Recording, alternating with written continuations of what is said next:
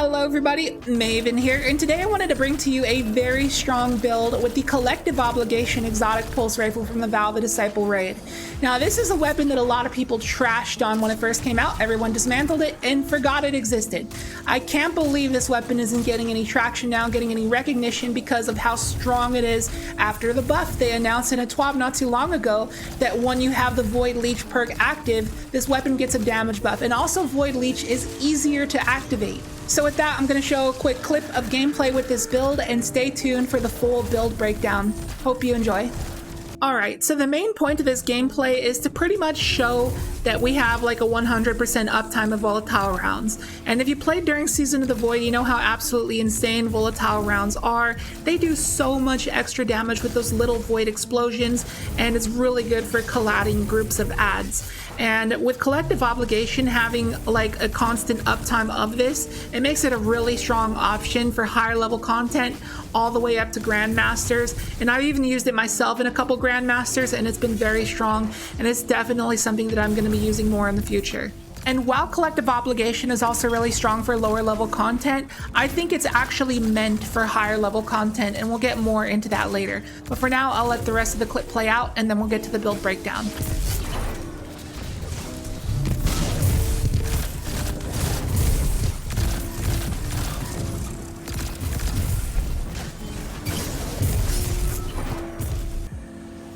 Alright, so first things first, Collective Obligation's main perk is Void Leech. It says that when you damage an enemy that is affected by Suppress, Weaken, or Volatile, you then gain the Void Leech buff that you can activate by holding the reload button, and then it'll apply the same Void debuff on hits, as well as giving you a 20% damage buff for 15 seconds.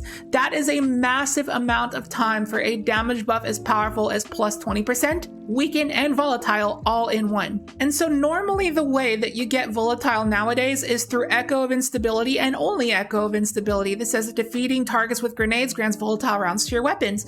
But the main reason that we are doing this build on Titan is because we have another, more effective way of getting Volatile rounds, and that is through the aspect called Controlled Demolition.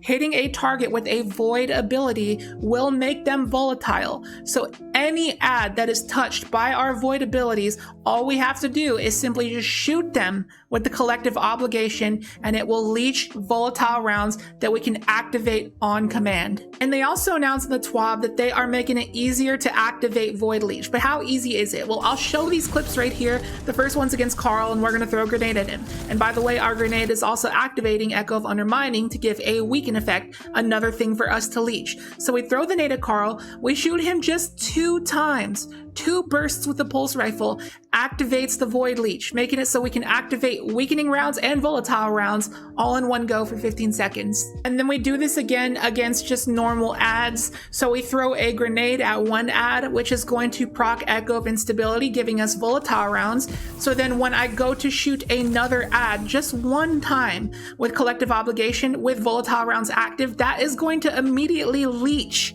Volatile rounds, giving me the option to get Volatile whenever I want. And this is why it is like a 100% uptime of Volatile rounds, and even at most cases Weakening rounds on the Collective Obligation, making it a very strong option. Alright, now let's go ahead and speed run through the rest of the build, because it is just a typical Heart of Inmost Light ability spam Void Titan build. So on the theme of making everything volatile and blowing up, we're also running Bloom, aka Echo of Expulsion, to make enemies that are dead to our Void abilities just explode. We got Bastion to give ourselves overshields when we put down our barricade, and we're spamming our barricade of course, and we're running the Rally barricade because it has the quicker recharge. And here's the Heart of Inmost Light. If you've been living under a rock and don't know what it does, it is the most broken exotic in the game right now. So when you use your abilities, it empowers the other 2 abilities. So for example, we put down our barricade, it's going to make our grenade and melee do more damage as well as recharge faster, and vice versa. Each ability can stack up to 2 times, and this allows us to endlessly spam abilities back to back to back. And now onto the mods, and this is kind of the same mod setup that I've shown in a lot of my build videos at this point, so I'll kind of just talk about it really quick. So Bountiful Wells makes our well mods that generate wells, generate even more wells. So then we got Melee Well Maker as well as Grenade Well Maker. So our shield throw and our grenade will generate 2 void wells. And then we also got Reaping Well Maker. So when we put down our barricade, our next weapon, Final Blow, is going to make 2 elemental wells. So everything we do, our melee, our grenade, and our barricade will all generate wells in some kind of way, and a lot of them at that, so making our abilities regen even faster when we pick those up. And it's also proccing Font of Might, giving us an additional 25% damage buff when we pick up one of those void wells. So damage wise, at the base level, we are hitting 962 to the body and 1537 to the head. And once we pick up a well and activate Void Leech with Weaken, we are hitting 1659 to the body and 2651 to the head, which is a 70% damage buff that is really easy to obtain. It's actually 72.5%, I just rounded it down. So just to put that damage into perspective, here is a clip of us killing Carl with just a regular rocket launcher.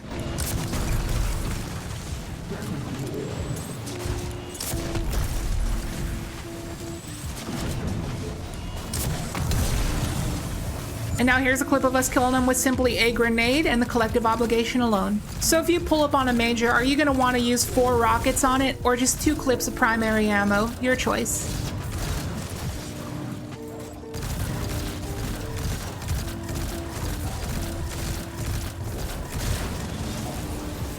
So to show what to do for Grandmasters, if you run into a champion, simply throw a grenade, leech that buff, stun them, swap back, activate Void Leech, and just hammer away. And also not to mention, since Collective Obligation is an exotic primary, it does do plus 40% damage to red bars. So for the rest of our mods and build, we are running 2 copies of Harmonic Siphon on the helmet to make orbs when we get Void double kills, and that is going to allow us to proc double innervation on our boots to get grenade energy when we pick up those orbs, give us some super energy, and then on our gloves we're running Focusing Strike and Bolstering Detonation, so that when we get hits with our shield throw or our vortex nade, they will help recharge our barricade so we can spam over shields. And then when you spam over shields, it's going to proc Umbral Sustenance on your Collective Obligation that will instantly reload the weapon. So it's like a built-in marksman's dodge. And then as we spam those barricades, we're proccing Double Bomber to give us back grenade energy. So all of the abilities kind of feed into each other, especially more so with the Heart of Inmost Light. And for our stats here, we want to aim for 100 Resilience, Discipline, and Strength because those dictate all our abilities that we want to spam constantly to keep on proccing Controlled Demolition. Now, as for the rest of the weapons with this build, it is really up to you what you want to use. If there's Mash Game, you can use whatever element of your heavy. However, just for general play, I recommend avoid heavy because we are taking advantage of Font of Might.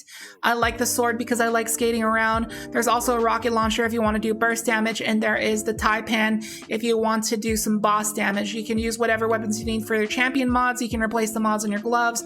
I am choosing to use a Heritage with this build for general play because Recombination is a really good perk when you are doing heavy ad clear. So when you have Recombination times 10 and you apply a Weaken effect, you do 88,000 damage to the head.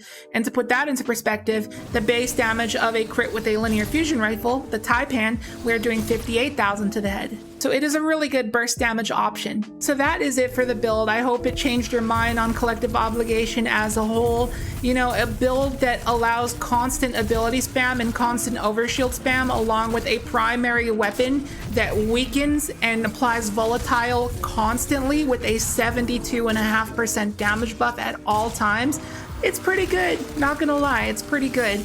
And I did say earlier that the Collective Obligation is a weapon that is stronger in higher level content rather than lower level content. That is because in lower level content, likely your abilities that you throw at enemies that you want to make volatile with Controlled Demolition will end up just killing them, allowing you to activate Void Leech less often. But in the higher level content, likely a lot of ads will survive those abilities, so you have a chance to simply just shoot them with your Collective Obligation once and leech that buff. So with that being said, this build can really hold up in any kind of content you want to do with it. You can never really go wrong with any Heart of Inmost Light build, to be honest. This thing is just absolutely broken. It has been for a very long time, and it needs a nerf because other Titan exotics need some love. It's just so hard to use anything else when Heart of Inmost Light exists. So anyways, that is going to do it for the video. I hope you enjoyed it. If you did, be sure to hit that like button and leave a comment down below. Those 2 actions really help the algorithm and the video's performance. And if you're new, consider dropping a sub. And with that, I'll catch you in the next video. Peace out.